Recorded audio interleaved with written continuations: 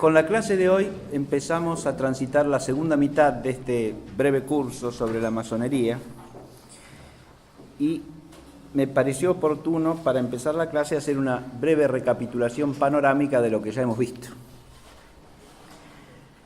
Hemos tratado en las tres clases anteriores, primero, de la esencia de la masonería como unidad de una cierta ideología, que es básicamente la ideología iluminista, con una institución que la vehiculiza y organiza y proyecta actividades según esa ideología.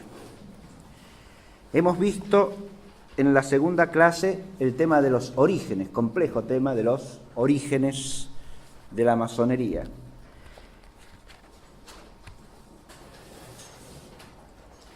En un libro que está publicado en Francia en el año 1999, que se llama El secreto de los francmasones, de Jacques Ploncard d'Assac, al referirse al tema del origen, dice así: Charles Bernardin, masón él mismo, estableció que sobre 200 obras publicadas antes de 1909 y consagradas a la francmasonería, 200 obras, ¿no? 28 autores remontaban los orígenes a los constructores de la Edad Media, 5 a los cruzados, 12 a los templarios, 9 a la Roma antigua, 7 al Génesis, 6 a los judíos, 18 al Egipto antiguo, 3 al diluvio, 15 a la creación del mundo.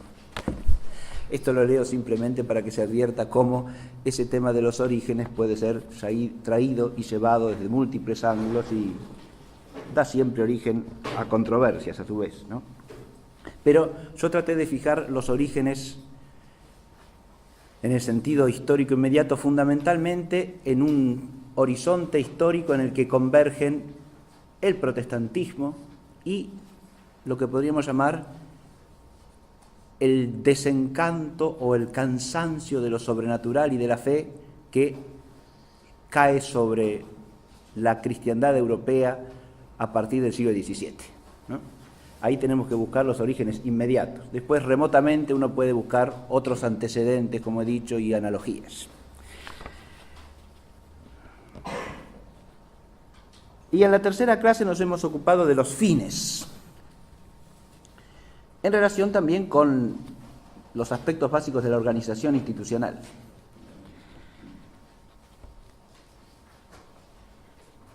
La finalidad fundamental la situamos en nuestra última clase en ese lema de el nuevo orden de los siglos, ¿verdad? Establecer el orden nuevo de todas las cosas, barriendo con el antiguo, ¿no? Hay que demoler para después construir.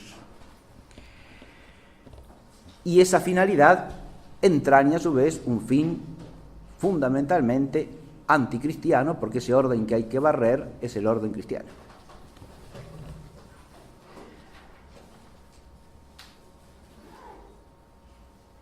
No alcancé a desarrollar en la clase pasada el tema de la relación entre los fines y las estrategias, y por eso quería hacer hoy también un breve panorama de eso, porque cuando se habla de las estrategias masónicas, que obviamente son los grandes medios para instalar los fines inmediatos o mediatos, hay que hacer alusión a estrategias ideológicas y a estrategias prácticas.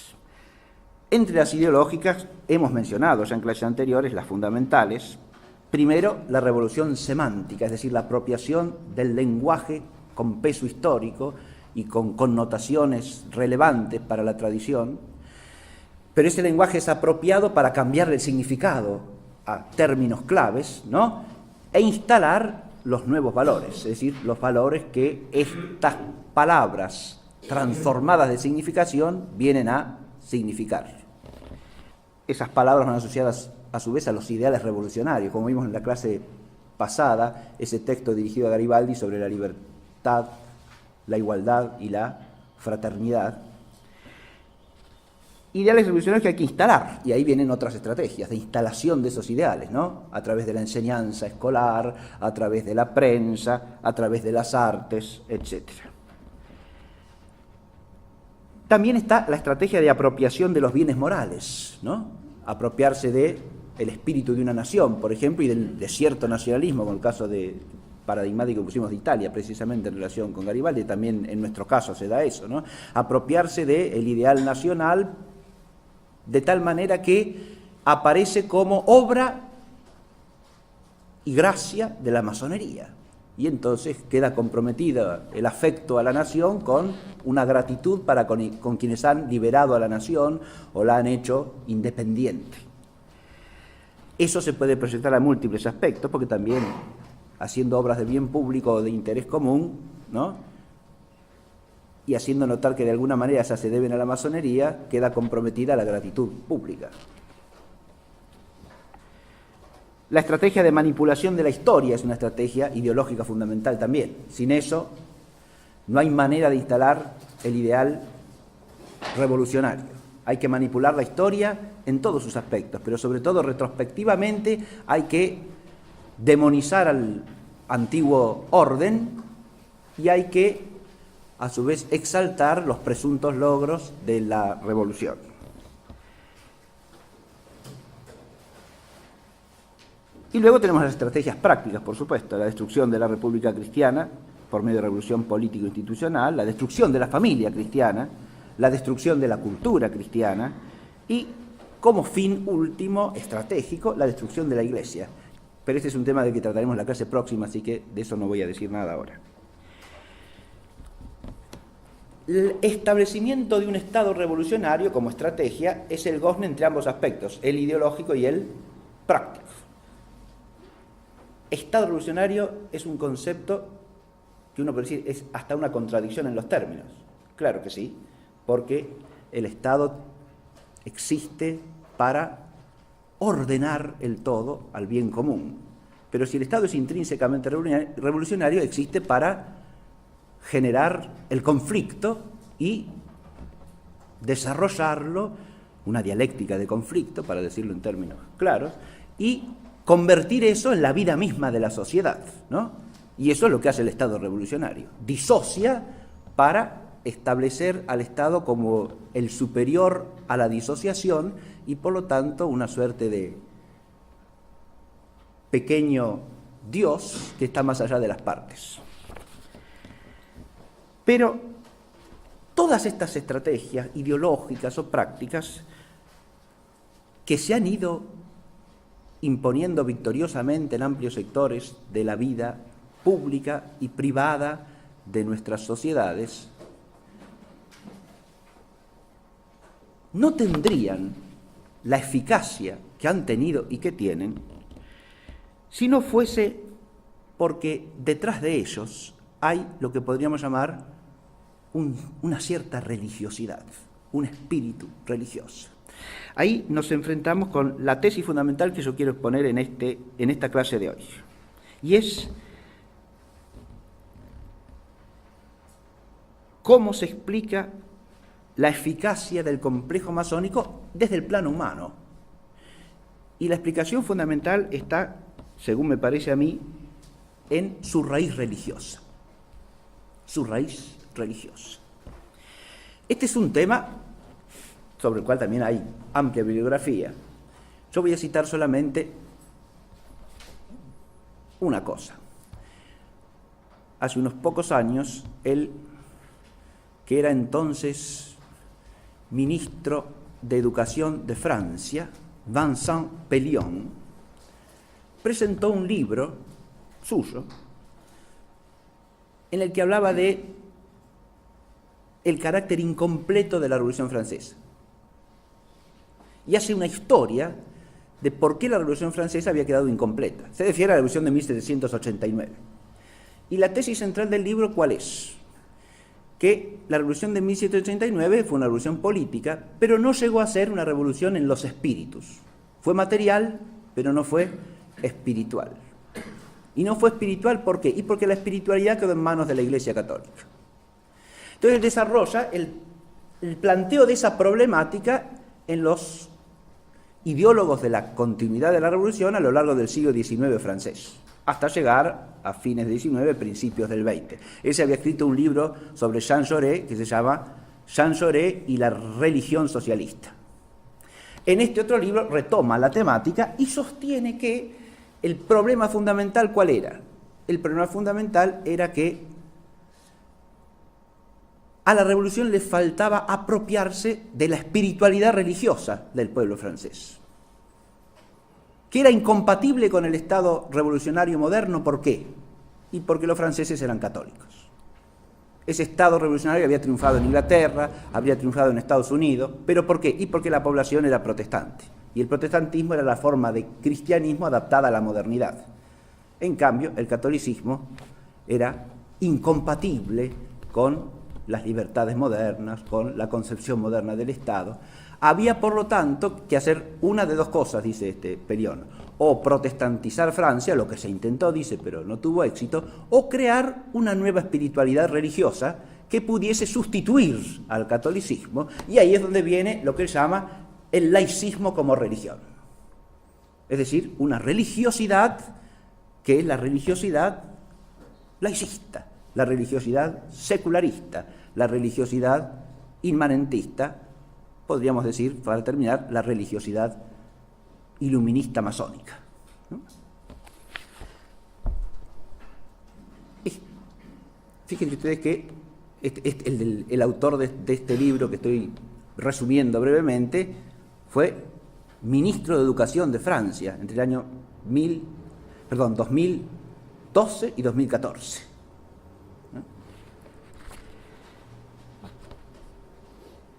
Ya que hablo de Francia, voy a hacer otra pequeña introducción a la clase de hoy. El último domingo salió en el diario La Nación una nota que se llama "Las teorías conspirativas rodean la asunción de Macron".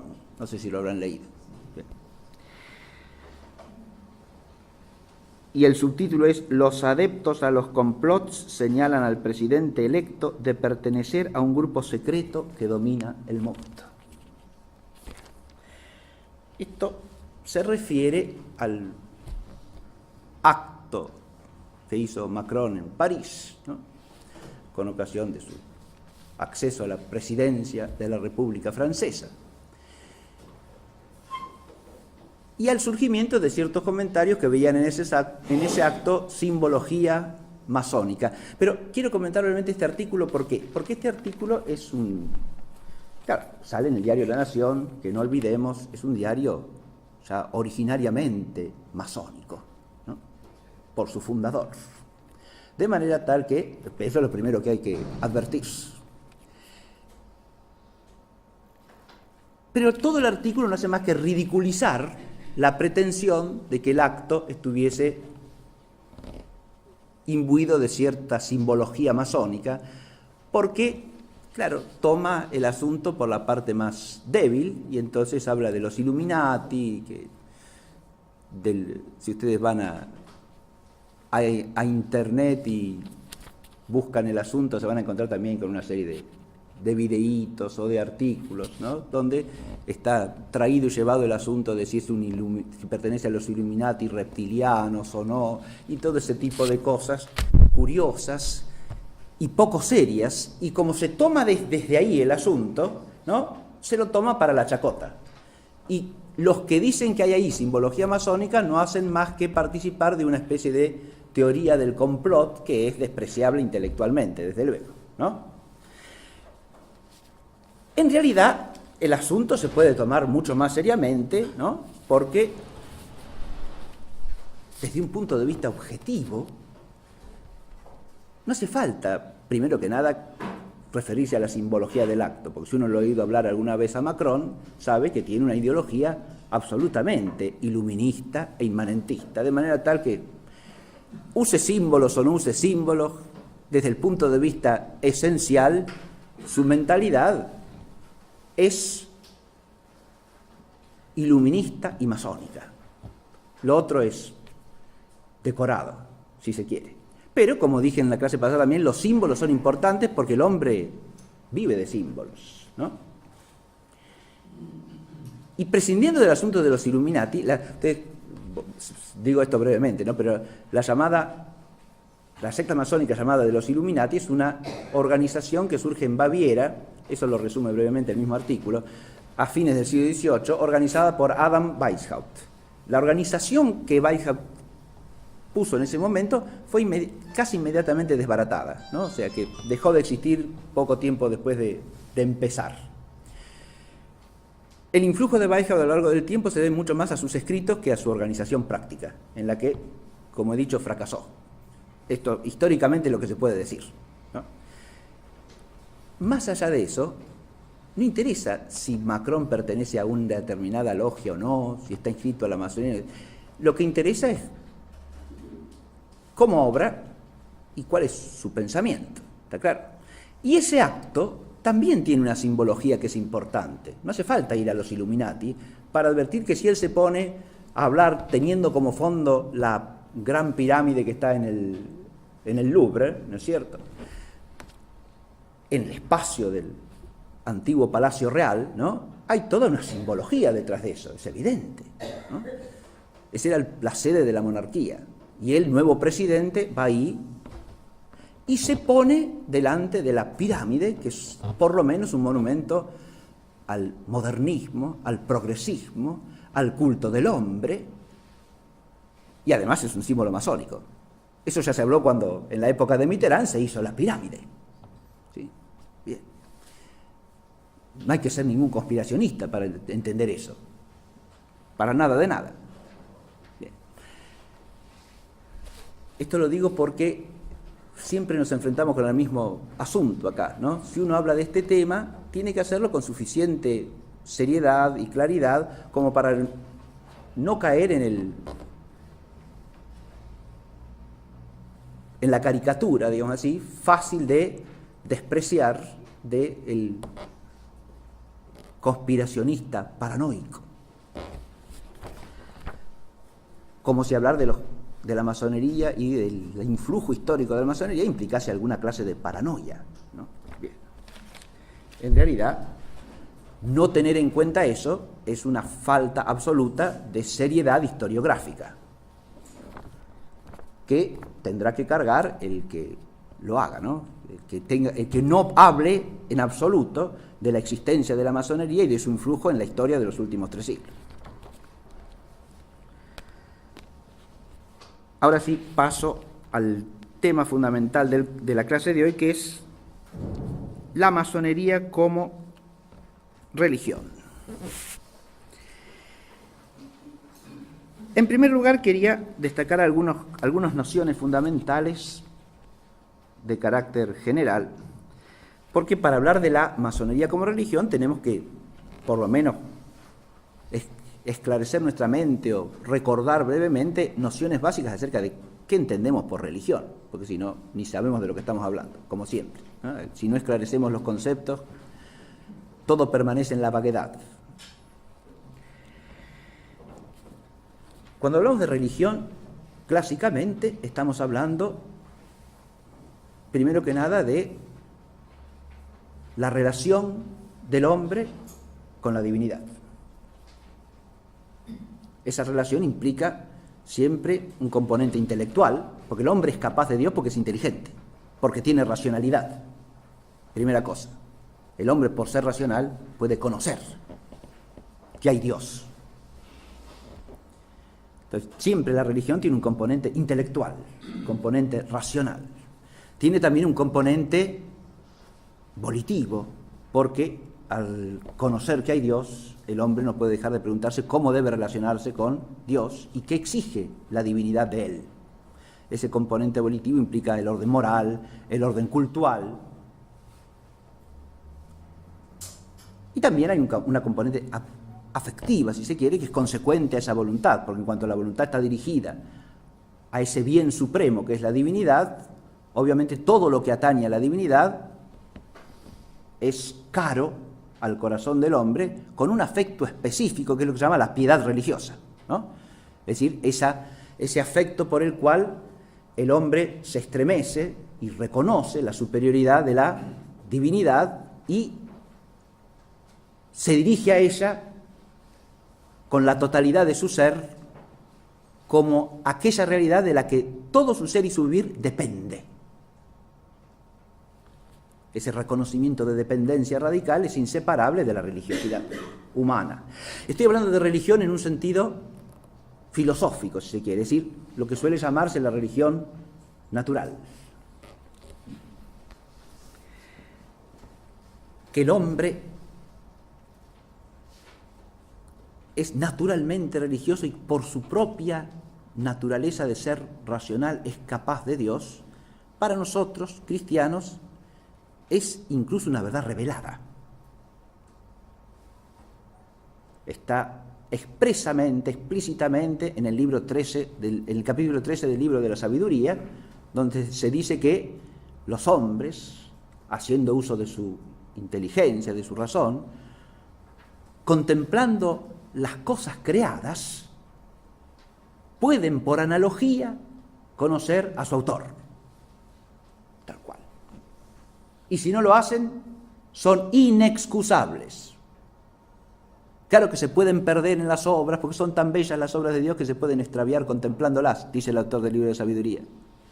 Eso de alguna manera parecería atenuar su culpa, pero, repite, igualmente son inexcusables si se embelezan con las obras y no reconocen a su autor.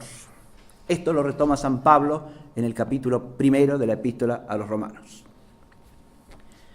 En el capítulo 2 San Pablo va un poco más allá porque hace alusión a la dimensión práctica que yo dije recién. No solo el hombre es capaz de conocer que hay un Dios, un único Dios, sino que además puede con su inteligencia reconocer ciertas exigencias prácticas que se derivan de allí, ¿no? Cierta ley natural, ¿no?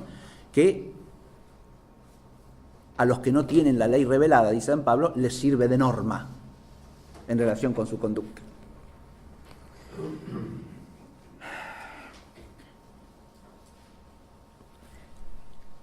De la religión natural hablan también ampliamente los santos padres de la Iglesia. San Agustín, en De Civitate Dei,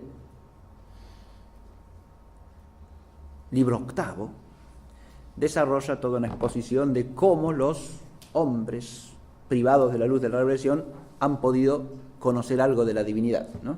Y él ahí menciona 3 caminos o 3 vías, que son los que llaman la teología mítica o poética, la teología civil y la teología filosófica o natural. Solo en esta tercera ve un camino que lleva de alguna manera hacia el único Dios. Las otras las asocia siempre con el politeísmo y por lo tanto con la idolatría, ¿no? Pero en la tercera reconoce un camino por el cual los hombres, por la luz de la inteligencia, pueden llegar a reconocer al único Dios verdadero. Y por eso San Agustín ahí retoma lo que han dicho San Justino, Clemente de Alejandría, Orígenes, acerca de la teología filosófica, una cierta preparación al Evangelio.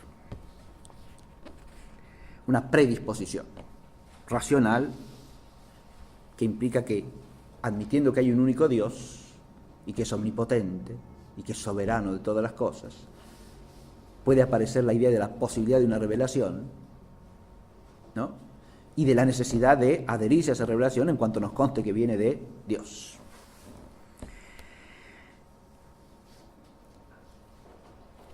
De la religión, y ahí entramos en el concepto de religión revelada, ¿no?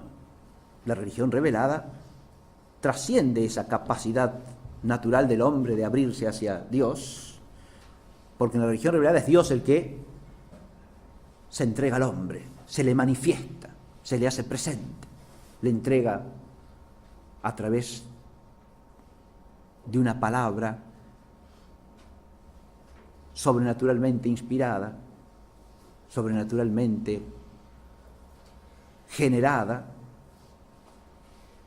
su propio pensamiento. Se le revela.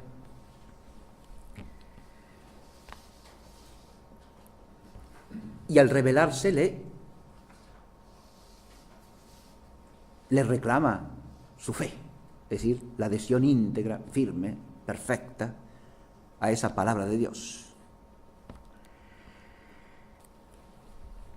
Entre la religión natural y la religión revelada hay distinción, pero no separación.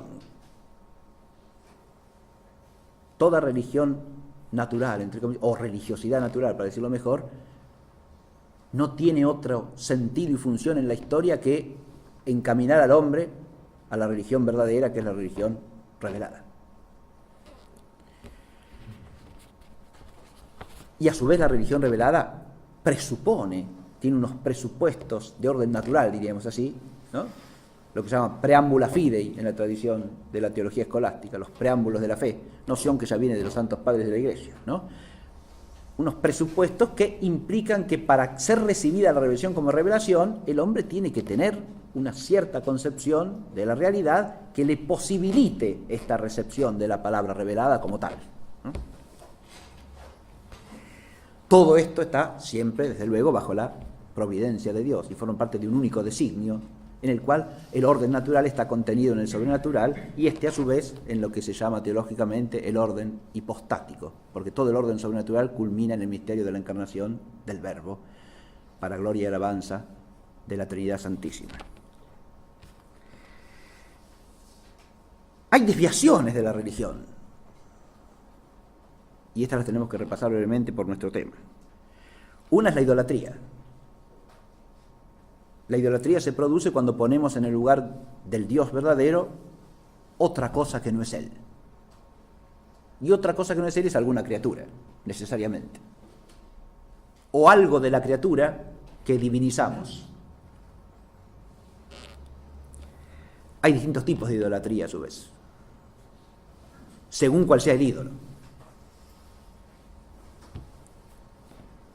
Baste recordar esa confrontación tan, quizá un tanto exagerada retóricamente, pero muy sugerente y profunda, que hace Chesterton en ese capítulo de El hombre perdurable, que se llama La guerra entre los dioses y los demonios, donde compara la idolatría romana con la fenicia, la cartaginesa, la púnica, ¿no? Como dos tipos de idolatría opuestos por su talante intelectual y moral, porque una es una idolatría centrada en dioses familiares y la otra una idolatría centrada en una divinidad que es puro poder y que exige constantemente sacrificios humanos para ese poder cuyo símbolo es el dinero, ¿no? Sí, hay ídolos e ídolos, ciertamente. Claro. Hoy se ve papolatría también. También. Sí, bueno, fíjese, la idolatría es poner en el lugar de Dios cualquier realidad que no sea Dios mismo. Usted puede poner a un hombre en ese lugar, claro que sí. Ahí usted está tocando un tema que es interesante porque la idolatría puede darse tanto en el ámbito pagano como en el propio cristianismo, ¿no? En el cristianismo, cuando ponemos en el lugar de Dios algo que, si bien tiene relación con Dios, no es Dios, ¿no? Si nosotros hacemos de un ser humano Dios, entonces incurrimos en idolatría, ciertamente, lógico. Si en lugar de ver en el Papa al sucesor de Pedro, al sucesor del príncipe de los apóstoles, al que tiene el primado en toda la Iglesia, doctrinal y de jurisdicción, como nos enseña la fe católica, ¿no? Convertimos al Papa en una suerte de ser divino, en una suerte de deidad. Hay maneras más sutiles de caer en idolatrías desde ese punto de vista, cuando, por ejemplo, yo he hablado de la palabra revelada. La palabra revelada es palabra de Dios, ¿no? Lógico.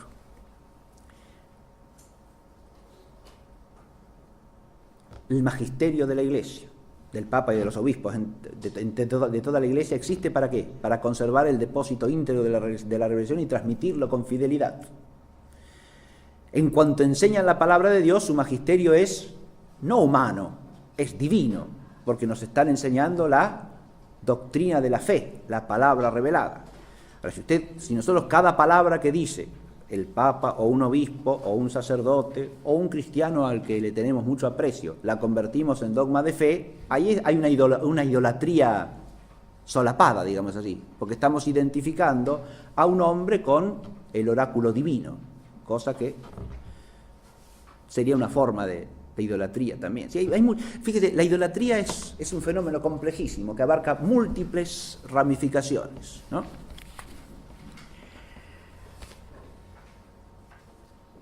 Pero la idolatría es un vicio opuesto a la religiosidad auténtica, ¿no? Otra segunda desviación es la impiedad. La impiedad es la falta de esa virtud por la cual reconocemos la superioridad de Dios, ¿no? Ya sea en lo intelectual, ya sea en lo moral, ya sea en lo afectivo religioso. Precisamente la impiedad empieza por el afecto. Cuando se enfría nuestro afecto hacia las cosas santas, hacia las cosas sagradas y hacia Dios mismo, ahí es donde empieza la impiedad. Pero ese enfriamiento del afecto distorsiona la inteligencia y la voluntad, las aparta del vínculo religioso y las orienta hacia otra parte. Ahí tenemos la impiedad, otro mal que afecta a la religión. La incredulidad es consecuencia de la impiedad, de alguna manera, pero la incredulidad es negarle a Dios la fe que le debemos. O sea, el homenaje supremo de nuestra inteligencia y de nuestro ser todo, como el Dios que es. En cuanto se nos revela, le debemos una fe perfecta. Fíjense que la certeza de la fe, se dice en teología, es la máxima certeza. Claro, porque no creemos a cualquiera, le creemos ahí a Dios mismo, que es la verdad subsistente. Ninguna certeza puede ser más plena y más firme que esa. Cuando le negamos a Dios la fe que le debemos, ahí caemos en la incredulidad. La incredulidad, adviértase, puede darse en el pagano que no reconoce la verdadera fe, pero también en el que, habiendo recibido alguna parte de la revelación, se niega a recibir la plenitud de la revelación. O en el que, reconociendo ciertas verdades de fe, rechaza otras. Cualquiera de esos casos tenemos incredulidad. Yo creo esto, pero esto otro ya no. Incredulidad, claro.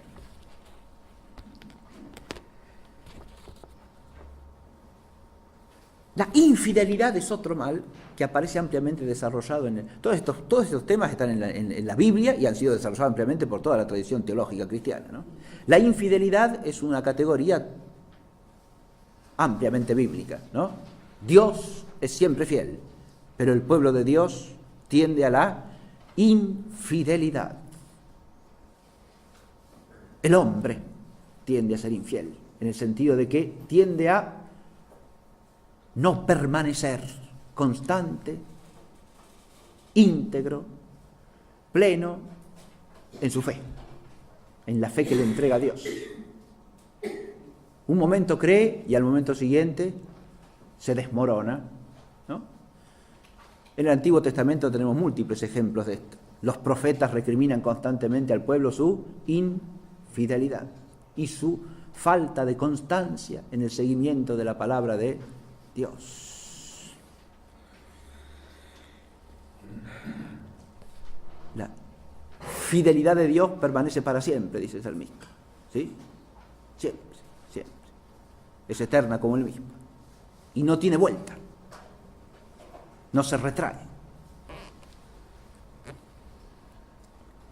Fíjense que en todo el fenómeno del iluminismo y de la masonería, o en la raíz de eso, hay una profunda infidelidad.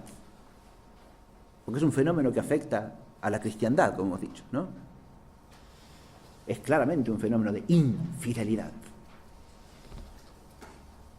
Y también de incredulidad. Y también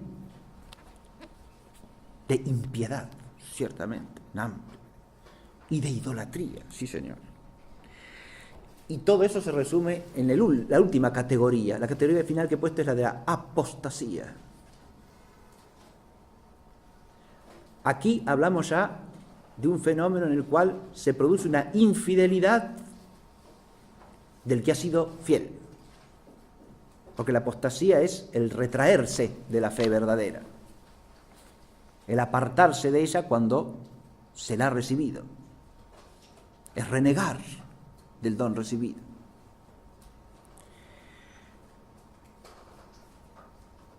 hecho, fíjense que históricamente en el conjunto del panorama del designio de Dios tenemos diversas instancias de apostasía, ¿no?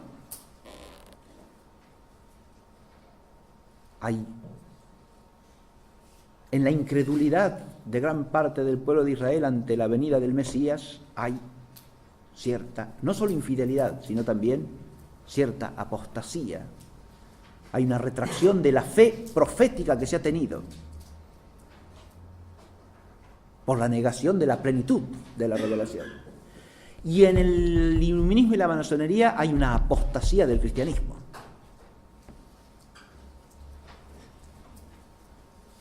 Hay un rechazo de la fe cristiana.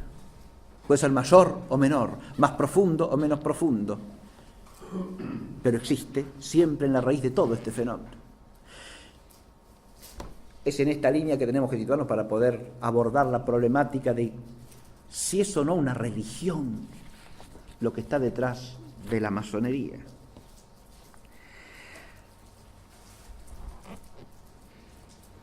Hechas estas apreciaciones preliminares, ya podemos dar una primera respuesta. Hay una religiosidad masónica, hay una religión masónica, la religión laicista, la religión secularista, la religión inmanentista, como diría Pelión. O como dice también Augusto Comte, ahora me voy a referir un poco más, con su religión positivista, ¿no? ¿Religión verdadera? Ciertamente que no. La religión sobrenatural es lo negado, radicalmente. Si ustedes van en el esquema al punto siguiente, hay un elemento constitutivo de la ideología masónica, iluminista masónica, primer elemento, que es el naturalismo. El naturalismo es el rechazo radical de todo el orden sobrenatural, como algo imposible, como algo que no puede existir.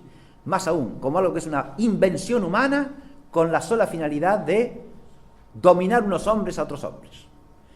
Esto aparece en un librito que circuló en Europa desde fines del siglo XVII, que se llama Tratado de los Tres Impostores.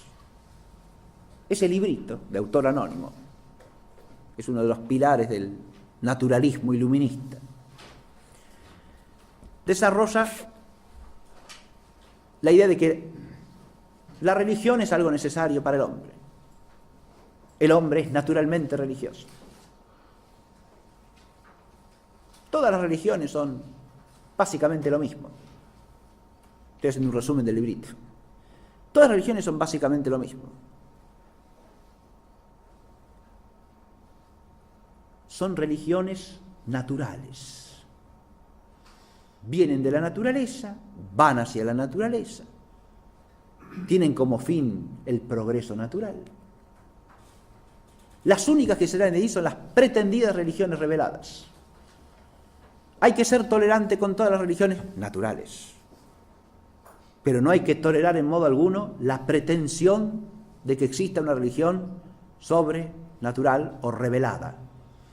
La revelación es imposible, lo sobrenatural no existe, y los fundadores de religiones que han pretendido ser depositarios de una revelación no son más que hombres que a través de esa ficción ideológica han establecido la superioridad de los que poseían la revelación sobre todos los demás, con el objeto de ejercer poder sobre ellos. Los tienen atemorizados a partir de la idea de que esa revelación viene de la divinidad y los someten a su voluntad. Fíjense que aquí tenemos estos fines del siglo XVII, ¿sí? No hay que esperar ni a Feuerbach, ni a Marx, ni siquiera a Voltaire para ver dichas, para oír que se digan o para leer escritas todas estas atrocidades. Claramente, apostáticas o no, sí señor. Incrédulas también, infieles también, e idolátricas también. Este autor es un poquito posterior a otro autor, Vanini, que fue fraile carmelita y apostató de la fe, y escribe una obrita que se titula La naturaleza, diosa y reina de todos los mortales. Ahí tienen ustedes ya no solo el naturalismo, sino también el ídolo que es la naturaleza, diosa de todos los mortales. El naturalismo en realidad suprime la religión natural. El naturalismo es un rechazo de la revelación, pero también suprime la religión natural, porque la religión natural implica reconocer que hay un Dios. Ahora, un Dios que es impotente más allá del orden natural no es Dios. Un Dios que no se puede revelar de alguna manera no es Dios. Un Dios para el cual lo sobrenatural es imposible no es Dios. De modo que el naturalismo típico de la mentalidad iluminista y masónica no solo va contra la religión revelada, sino también suprime la auténtica religión natural, la religiosidad de la naturaleza humana. La suprime, ahora digo otra cosa, corrompiéndola. No la suprime como hecho del ser de la naturaleza humana.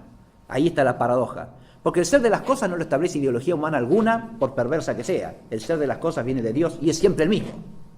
Entonces el hombre permanece naturalmente religioso. Y acá viene la complicación del problema.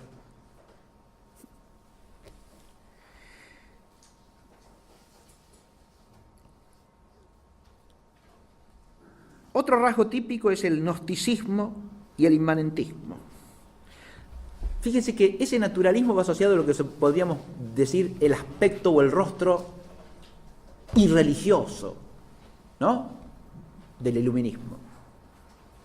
Si uno habla de la religión iluminista, no, como el iluminismo es más bien irreligioso. ¿Cómo va a ser religioso?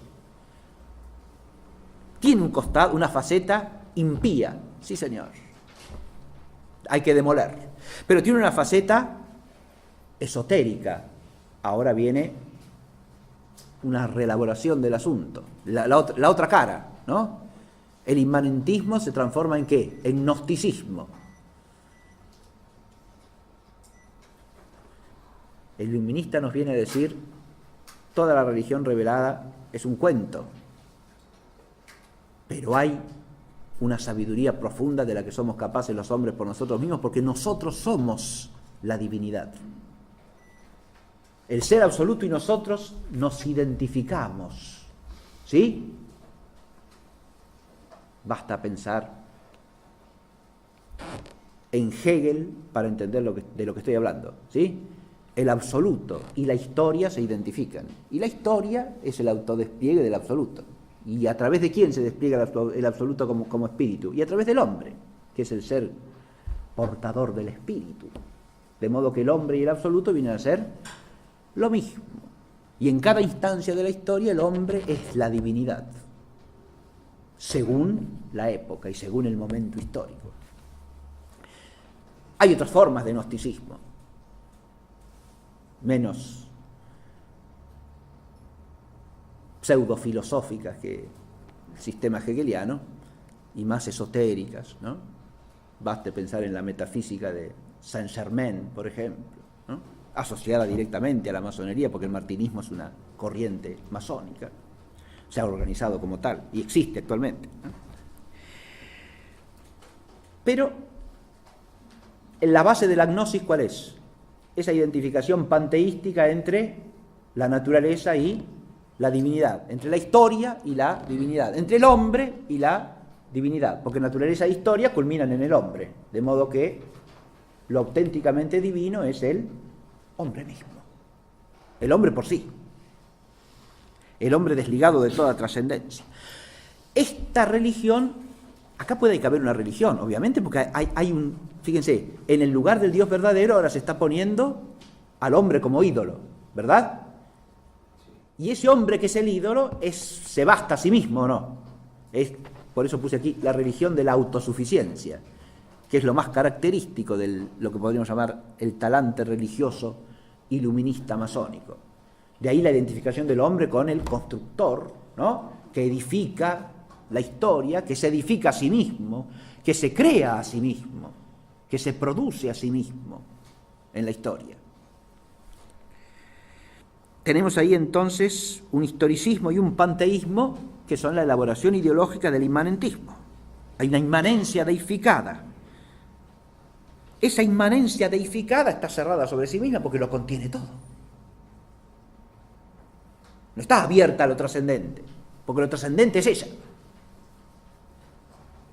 Claro que esa trascendencia hay que postularla de alguna manera, hay que algo, de alguna manera como algo otro tiene que aparecer. Es lo porvenir, es el futuro, es el fruto de la revolución que todavía no se terminó. Así sucesivamente, ¿no? Hay un desplazamiento en el tiempo de la figura ideal, objeto de todo el afecto idolátrico de piedad, ídolo al que se sacrifican toda clase de bienes, incluidas vidas humanas, ¿no? A ese ídolo que es la instancia culminante de la historia a través de la revolución.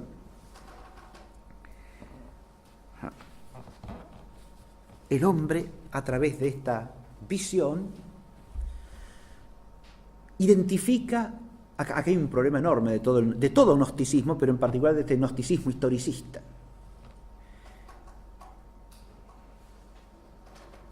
Y es que al deificar la inmanencia, se termina deificando la potencialidad del hombre. Lo dice expresamente Feuerbach esto, ¿no? Cuando Feuerbach, Ludwig Feuerbach, me refiero a la figura culminante de lo que se llamó la izquierda hegeliana, ¿no? Y antecedente directo de Carlos Marx.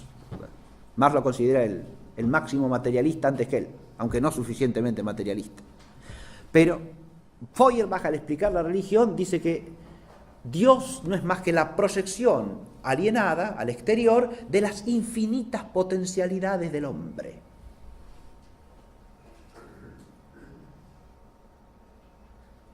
Digo que ahí está poniendo el dedo en una llaga de todo este gnosticismo inmanentista, y es lo siguiente: al deificar la inmanencia se termina deificando en última instancia la materialidad y la potencialidad. Es una religión invertida, es una adoración de lo inferior.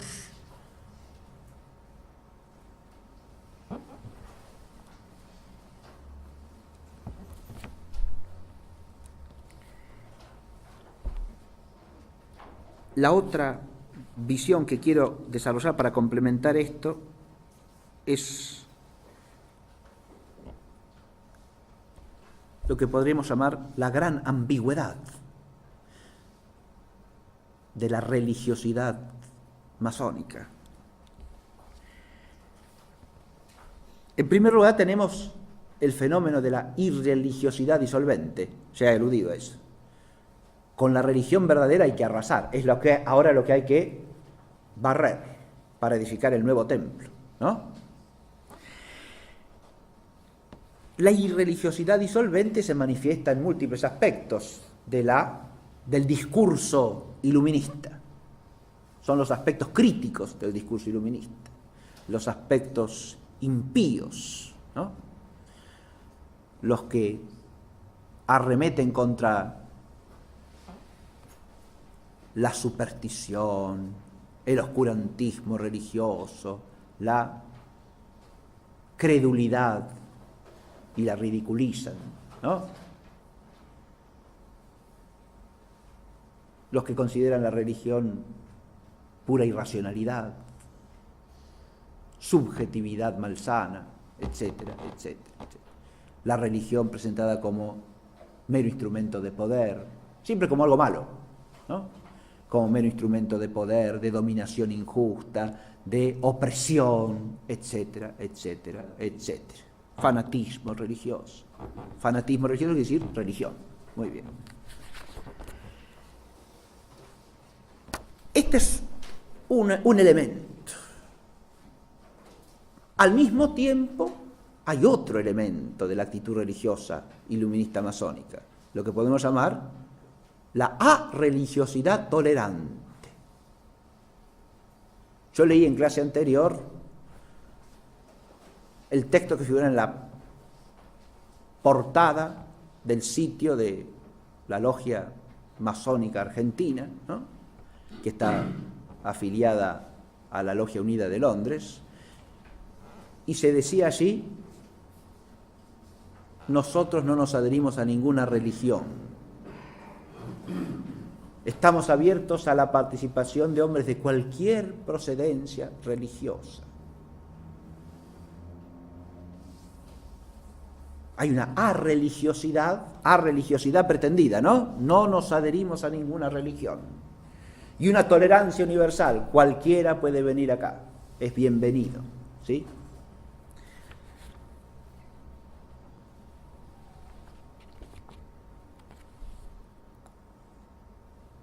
Esta arreligiosidad tolerante hay que tomarla en unión con lo otro, si no, no la entendemos bien, ¿no?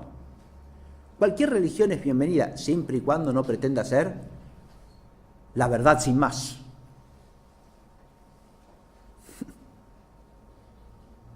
Entonces, no cualquier religión es bienvenida, más aún. La religión en sentido pleno, la religión verdadera, no puede ser bienvenida, porque es inseparable de la verdad sin más.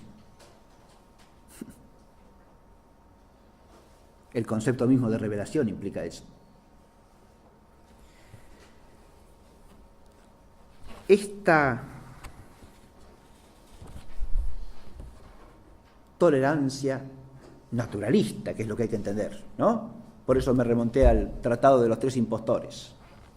Todas las religiones son igualmente aceptables, salvo la que pretenda ser la verdadera.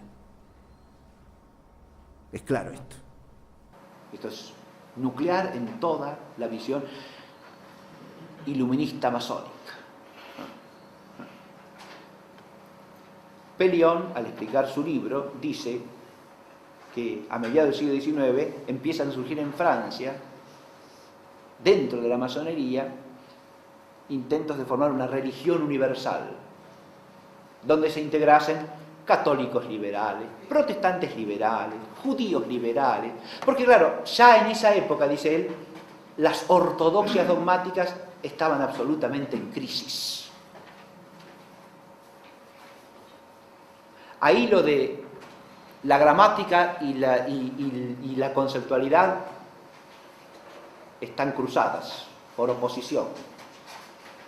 Católicos, protestantes, judíos hacen de sustantivos y liberal de adjetivo, pero en realidad el sustantivo es liberal. Liberales que por accidente pueden ser católicos, protestantes o judíos. ¿Y liberal qué quiere decir? Inmanentista, idólatra del hombre, que pone la libertad del hombre por encima de todo, en el sentido iluminista. Y ahí ya tenemos la religiosidad iluminista implícita. Irreligiosidad, arreligiosidad tolerante, suprarreligiosidad trascendente. Esta religión universal que le está ahí haciendo aparecer, ¿no?, como un hecho histórico en la segunda mitad del siglo XIX, tiene antecedentes más remotos, por supuesto, Ya lo postulaba Socini, el antitrinitario del siglo XVI, ¿sí? Una única religión que los une a todos, sin dogmas, en la libertad del hombre frente a Dios. Esto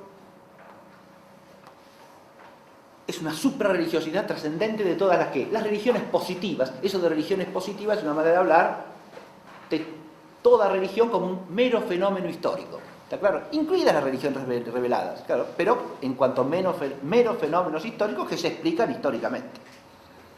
Es decir, sin ningún fundamento trascendente. Entonces la religión, la suprarreligión trascendente es la doctrina iluminada, la doctrina ilustrada, ¿no?, que está más allá de esas diferencias de las religiones positivas. Viene a ser como, así como, fíjense, las falsedades son siempre inversiones y réplicas extraviadas de verdades. Esta suprarreligión trascendente frente a las religiones positivas viene a ser como, si uno lo piensa en doctrina jurídica, la ley natural que está por encima de toda legislación positiva, ¿sí? es una ley superior. La legislación positiva es inferior y está subordinada a la ley natural, claro que sí. Así es. Así es. Así es porque si la legislación inferior, la positiva, no es conforme a la ley natural, propiamente no es ley. Claro. Propiamente no es ley, propiamente no ordena, desordena. No es ley. Esto es así, claro. Esta subordinación quiere decir que la ley positiva tiene una especificación de la ley natural, no puede ser otra cosa. Si no entra en el marco de la ley natural, no es verdadera ley. No hace derecho. No le da derecho a nadie.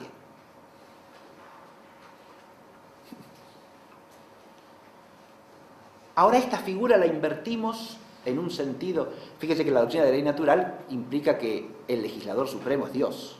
Por eso digo que ahora la invertimos, ¿no? Hay una suprarreligión, que es la religión ilustrada, iluminada, la sabiduría racional y esotérica al mismo tiempo, iluminista masónica, de la tolerancia universal, de la indiferencia de todas las religiones positivas. Por debajo están las religiones positivas, que serán religiones aceptables siempre y cuando estén subordinadas a la suprarreligión trascendente, ¿no? Del indiferentismo, del racionalismo y del naturalismo. En cuanto entren ahí, magnífico. Establecemos lazos de amistad, vínculos de cooperación, etcétera, etcétera, etcétera. Nos vamos de la mano por la calle, cantamos juntos, lo que ustedes quieran. Siempre y cuando la religión positiva quede subordinada a esa presunta suprarreligión trascendente, que no es otra cosa que la ideología inmanentista.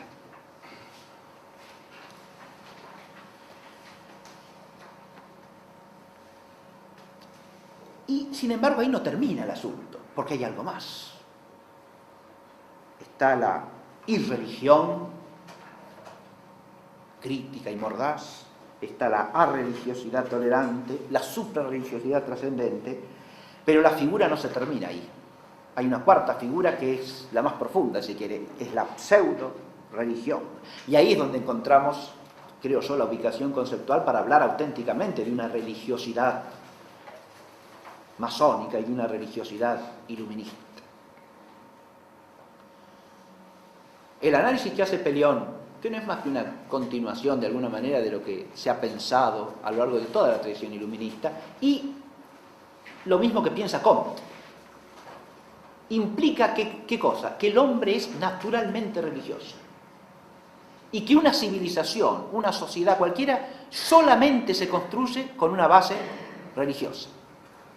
¿Por qué fracasó la primera Revolución Francesa?, se pregunta este hombre. Y porque no alcanzó a convertirse en la religión de los franceses. Así de sencillo. Esta es la explicación que da Comte del fracaso de la Revolución Francesa. No la inventa Pellion. Es lo que dice Augusto Comte. Toda sociedad necesita de una religión, dice Comte. La sociedad, no solo el hombre individual, la sociedad, por supuesto, porque el hombre no es un ser individual. No somos individuos que viven cada uno en su mundo. No, señor. La sociedad necesita una religión. Es la religión la que en la sociedad es la base de toda la vida social. Claro que sí, porque en la religión se juega la relación del hombre con lo absoluto. Según lo que el hombre considere absoluto, ¿será el orden total de la vida social o no? Y claro, de eso depende. De qué es lo que el hombre considere absoluto. Todo lo demás se subordina a eso. No puede ser de otra manera dada la naturaleza racional del hombre. Al absoluto se subordina lo que es relativo. Claro que sí. La vida social, como la vida personal, necesitan de un absoluto de referencia. Si no, divagan, van a la deriva, no tienen norte, no tienen meta, no tienen orden. Como dice ya la filosofía clásica, sin un bien supremo no hay orden de los bienes. Y no es así. Entonces usted no pone un absoluto de referencia, no hay que ordene la totalidad de los bienes, personalmente y socialmente, insisto. Entonces, como dice, la sociedad sin religión no marcha, no funciona. La religión es el factor de cohesión social. Claro que tiene razón, es así. Por eso no se debe buscar nunca la razón de las grandes transformaciones histórico-sociales en un factor meramente intelectual como puede ser la filosofía o cierta ciencia. No. Eso no cambia la sociedad. Las doctrinas de un filósofo no cambian la vida social. Detrás de un cambio profundo de sociedad o de civilización hay siempre un cambio religioso, una transformación religiosa. Si no hay eso, no hay nada, no hay ningún cambio profundo. En eso están bien Comte y Perion. Ahora, ellos lo piensan al servicio ¿de qué? De una transformación en el sentido iluminista. Por lo tanto, postulan ¿qué cosa? Y una religiosidad que les sea conforme. Como dice Comte, en la época positiva de la humanidad, la religión tiene que ser la religión positivista, cuyo objeto de culto, ¿quién es? El gran ser que es la humanidad. Es decir, el género humano visualizado en sus individuos progresivos, los héroes del progreso científico-técnico. ¿Está claro? Ese es el objeto del culto para Comte. Usted puede poner en lugar de eso los héroes de la revolución, los héroes de la independencia, lo que quiera. Usted puede poner héroes de todo tipo ahí. Siempre hombres que representen al gran ser que es la humanidad. Y a eso le tributamos culto, le cantamos himnos, les hacemos ofrendas. Y en última instancia también la ofrenda de la propia vida, porque, como decía Thomas Paine, la única guerra que se justifica es la guerra que es por la libertad del hombre, para conservarla o para recuperarla. Bien. De nuevo aparece el ídolo. El ídolo ahí se llama libertad. ¿De quién? Del hombre. Claro, sí. O sea que el ídolo detrás del ídolo es el hombre siempre, ¿no? Sea la libertad, sea la democracia, sea cierta forma de organización social determinada. Es algo humano, que está puesto como absoluto. Y todo se subordina a eso. También la vida del hombre, por supuesto. Ahí puede haber una paradoja, claro, sí, porque el hombre tiene que sacrificarse por el hombre. Y bueno, pero es que ahí hay que advertir algo que es fundamental. La necesidad de otro, como dije hace un rato. La antropolatría como idolatría tiene un problema. Cuando el hombre se dirige a la divinidad, se dirige a lo que es otro, a lo que lo trasciende de alguna manera. Pero si el ídolo es el propio hombre, y el hombre nos trasciende al hombre, momentito. Entonces ahí viene la ideología a desdoblar al hombre. Claro que sí. Hay un hombre y hay otro hombre. El hombre por venir, el hombre liberado, el hombre fruto del progreso que todavía no ha llegado. ¿Sí? El superhombre de Nietzsche. Es un hombre que todavía no ha existido nunca, pero que está llamado a existir. El hombre nuevo. El hombre nuevo de la democracia, del socialismo, de lo que sea, pero el hombre nuevo. Entonces el hombre se desdobla de sí mismo, no este hombre que somos nosotros, sino el hombre nuevo, una perspectiva que es un ideal y al mismo tiempo un objeto de culto, porque el hombre queda hecho otro que sí mismo. Y acá es donde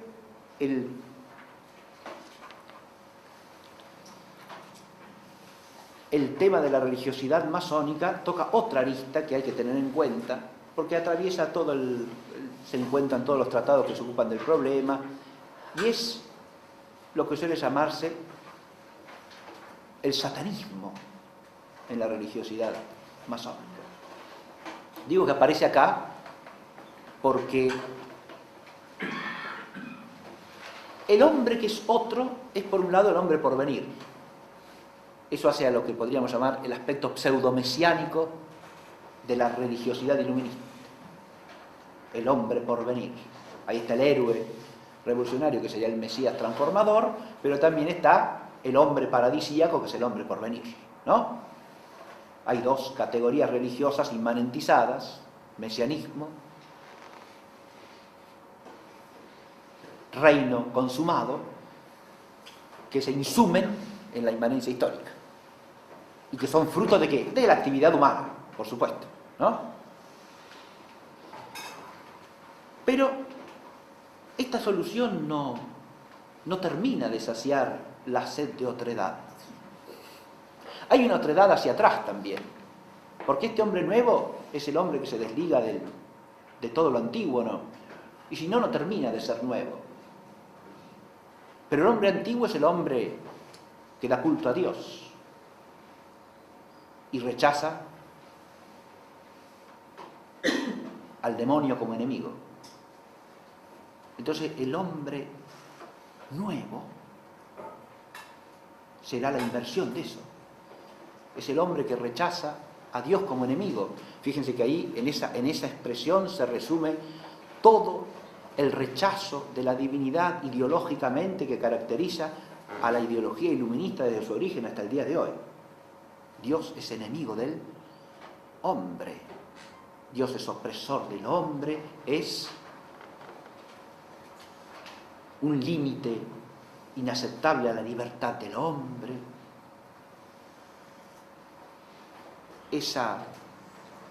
Y entonces será el que rechaza a Dios como enemigo y da culto al demonio. Por eso ese vínculo con el satanismo aparece ya en el siglo XVIII con nitidez, con claridad, en algunos autores que se atreven desde su lugar a manifestar, ¿no? Baste recordar al poeta inglés William Blake.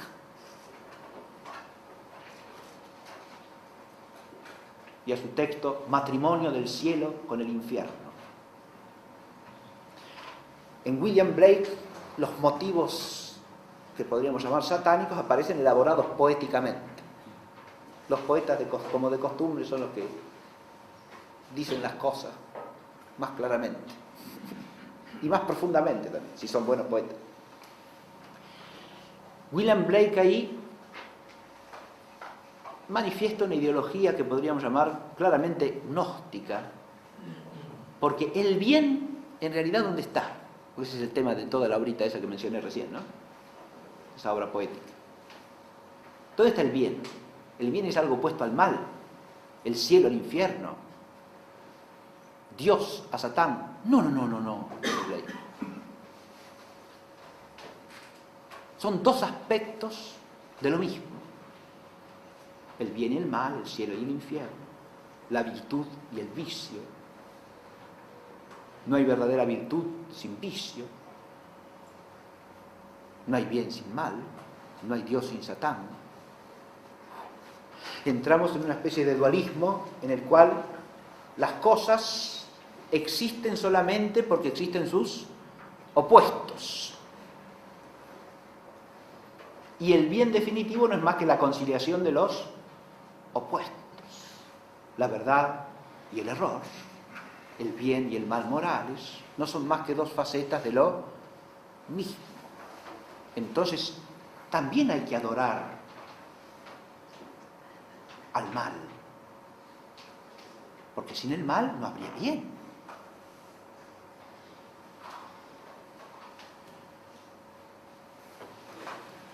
He tratado de resumir muy brevemente un texto que es complejo, ustedes lo pueden leer cuando quieran, lo encuentran fácilmente, ¿sí?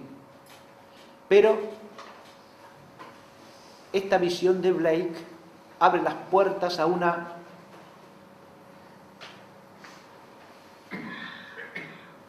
pseudo-religión que en el fondo es antirreligión, ¿no? Porque ya no es solamente un pseudomesianismo, la postulación de un falso reino, sino que es la religión invertida, deliberadamente invertida. Y uno se pregunta, ¿para qué? Desde el hombre en orden a la exaltación del hombre, porque en el poema de Blake, cielo e infierno, Satán y Dios no son más que invenciones del hombre, al servicio del hombre, y que cuya dialéctica se juega en el hombre, de nuevo. El inmanentismo lo absorbe todo en la inmanencia y no queda lugar para la trascendencia. Ahora, una última reflexión y termino. Sí. Fíjense que esto abre un panorama. He tratado de que el toro de la clase fuese básicamente el curso se llama La masonería de la luz de la teología, la filosofía y la historia, y en esta ha prevalecido lo teológico por la fuerza del asunto. Así que, pero lo histórico no está ausente, creo, y lo filosófico tampoco. El satanismo, como cierta problemática de fondo en la pseudo-religiosidad masónica, que es religiosidad, insisto, formalmente hablando. ¿En qué sentido? En que el hombre, como ser de naturaleza racional, que tiene por propiedad la religiosidad, la religión es propia del hombre, no se le puede arrancar como no se puede arrancar la socialidad, ni el estar dotado de palabra, ¿no? La religiosidad tiene que encontrar una respuesta. Hay que darle su lugar. Y precisamente la ideología iluminista ella misma descubre que la religiosidad tiene un lugar fundamental. Y entonces pretende ocupar ese sitio. No hay que dejar la religiosidad humana librada a las religiones positivas. Estas, en la medida en que son manipulables o manejables por la ideología iluminista, pueden funcionar bien. Pero la religión auténtica que la tiene que coordinar a todas y guiar a todas como se debe es la suprarreligión ilustrada. Pero si uno reflexiona teológicamente, toda esta impiedad, idolatría, infidelidad y apostasía, desde un punto de vista teológico, no se pueden desprender del influjo demoníaco. Ahora ya dicho en términos teológicos trascendentes. Como dice San Agustín también de Civitate Dei, al hablar de la idolatría de los paganos, los ídolos son básicamente demonios que engañan a los hombres para que les den culto a ellos. ¿Con qué fin? Que no le den culto al Dios verdadero. Nosotros solemos pensar en los ídolos de los paganos como puras invenciones de la mente humana. Eso en gran medida no es más que fruto del racionalismo instalado entre nosotros. Pero San Agustín no piensa así. Más aún, el grueso de los padres de la Iglesia no piensan así. Detrás del fenómeno de la idolatría hay una acción maligna. Y hay incluso, los seres demoníacos son seres espirituales y pueden manifestarse a nivel espiritual. Pueden aparecerse, pueden protagonizar una pseudo-revelación también. Claro. Eso también forma parte de toda la tradición teológica. Cuando alguien en la historia de la Iglesia pretendió tener una revelación privada, interviene la Iglesia para investigar por qué. Y porque eso puede venir de Dios o no, puede venir de otra parte. Claro. Puede venir del hombre mismo por ser una ilusión o puede tener un origen maligno. Eso es lo que hay que discernir. Pero acá lo que quiero decir es esto, hay una paradoja enorme acá. El hombre que pretende ser Dios del hombre, en realidad es el hombre que se hace esclavo del maligno. Y también esclavo de sí mismo, claro. De lo peor de sí mismo. Ahí está la paradoja, ¿no? Esa autosuficiencia en realidad es una mentira. El hombre nunca es autosuficiente. Dice, claro, que es una mentira. Ahora, el que muchos hombres la crean la hace verdad y no, sigue siendo la misma mentira. Y hay una paradoja profunda ahí, y es que el hombre se deshumaniza progresivamente en relación con esa idolatría de sí mismo, porque en la medida en que idolatra a lo inferior, en doble sentido, lo inferior por naturaleza, como dije, la materia y el tiempo, o lo inferior sobrenaturalmente, es decir, al condenado para siempre. En la medida en que se aproxima a lo inferior, se destruye a sí mismo, se deshumaniza, como dije, en el sentido profundo de la plenitud a que está llamada la condición humana, que es no hacer solo ella misma, sino hacer hombre deificado, es decir, transfigurado por el influjo de la gracia de Dios por medio de Cristo Jesús.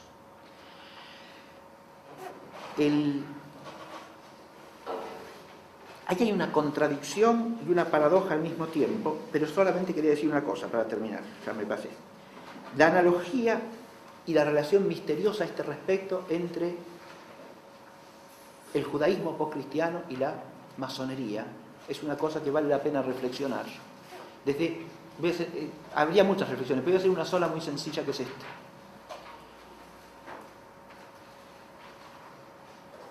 Hay una cosa estremecedora en el relato evangélico de la pasión, los relatos evangélicos de la pasión, es cuando, al decir Pilato a la multitud que está reunida, este es vuestro rey, los judíos contestan, no tenemos más rey que el César.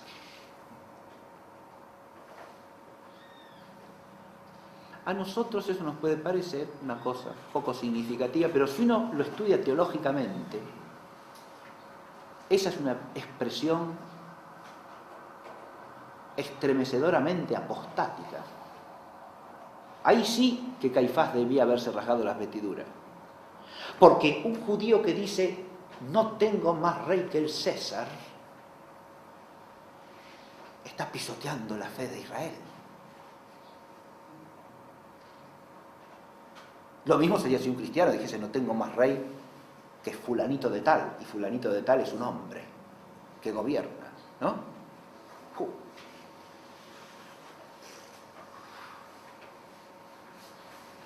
Ha pisoteado su fe.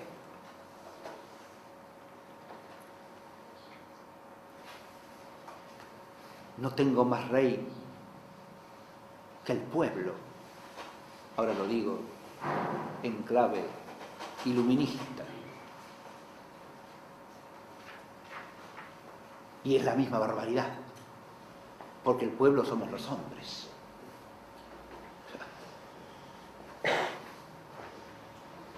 El César y el pueblo son hombres. ¿Pero por qué me remonté a eso?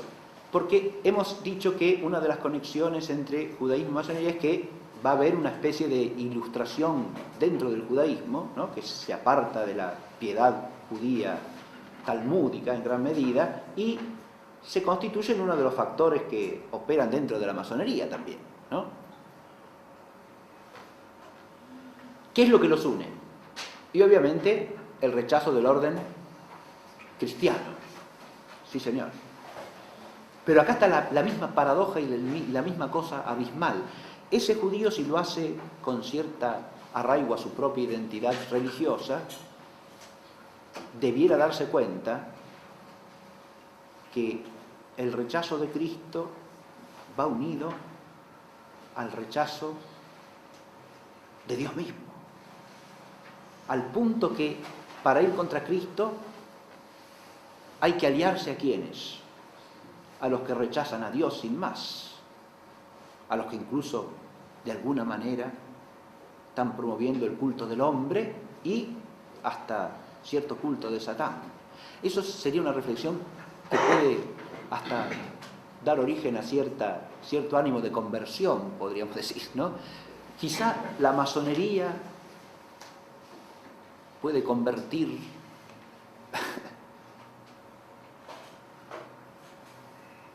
algún judío, ¿se da cuenta? Si se da cuenta de lo que significa cooperar con la masonería. A la inversa, podríamos decir, el masón está procurando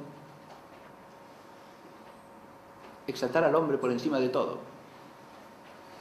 Y hay dos figuras que se le pueden aparecer como para hacerle ver que está en un camino de extravío.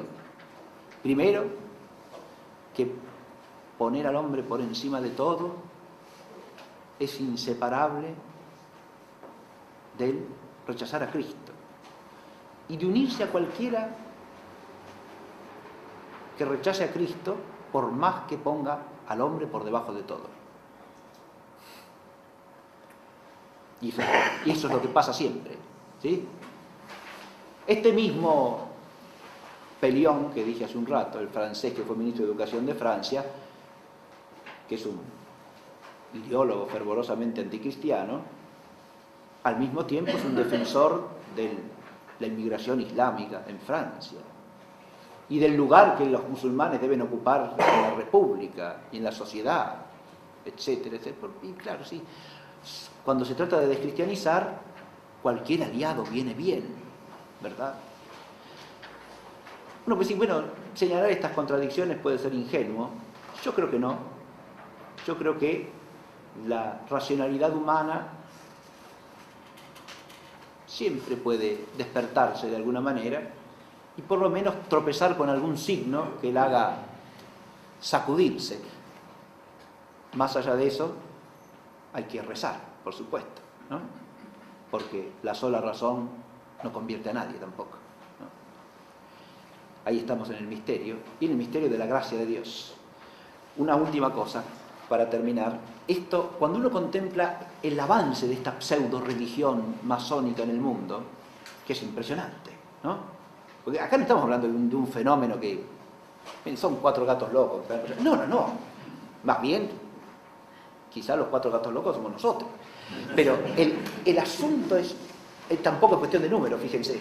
Tampoco es cuestión de número, no interesa el número. El que le interesa el número está perdido. No es así. Nunca ha sido así.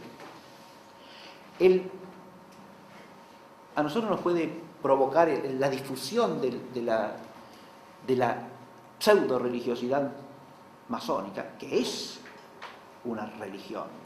O sea, una religión, como he dicho, con todas las cautelas que he hecho a lo largo de toda la clase, ¿no es cierto? Sí. La religión puede desanimarnos al ver los poderes que detenta, ¿verdad? Inmensos.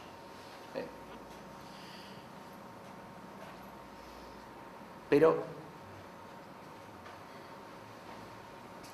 para terminar, recuerdo un pasaje de El Señor de los Anillos, que es un diálogo entre Gandalf y Saruman. Saruman representa un espíritu mediador rendido a las fuerzas del mal. Y está rendido a las fuerzas del mal porque ve que es tan poderoso que lo que él le dice a Gandalf es que contra esa fuerza no hay manera de vencer. Y en esa expresión está la raíz de una apostasía, ¿o no? Y claro que sí, contra esa fuerza no hay manera de vencer. Pero ¿cómo no va a haber manera de vencer contra la fuerza que es esencialmente inferior? Porque no tiene a Dios con ella.